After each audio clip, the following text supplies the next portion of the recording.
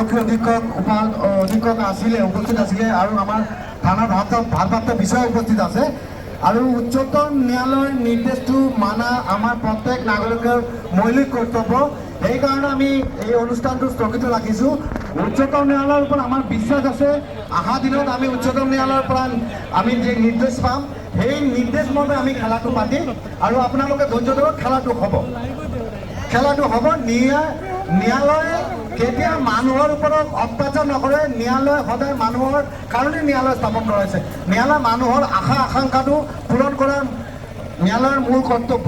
ন্যায়ালয়ৰ আমাৰ যি মানুহ আছে, ন্যায়ালয়ত যে আমাৰ ন্যায়াধীশ আছে, তেখেতো এজন আমাৰ দেশৰ আৰু আমাৰ এই অসমৰ এজন নাগৰিক। তেখেতে আমাৰ অনুভূতি আৰু আৱেগটো বুজি পাব আৰু এইকাৰণে আমি আশাবাদী যে আমাৰ ন্যায়ালয়ৰ যে উচ্চপদস্থ যিমান বিষয় আছে আৰু আমাৰ আৰক্ষী বিষয়ে যিমান বিষয় আছে, তেখেতে আমাৰ অনুভূতিখন বুজি পাব আৰু এই খেলখন সুচাৰুৰূপে পৰিচালনা কৰাৰ কাৰণে আমাৰ এটা ভাল দিন নিৰ্ধাৰণ কৰি দিব। ধন্যবাদ।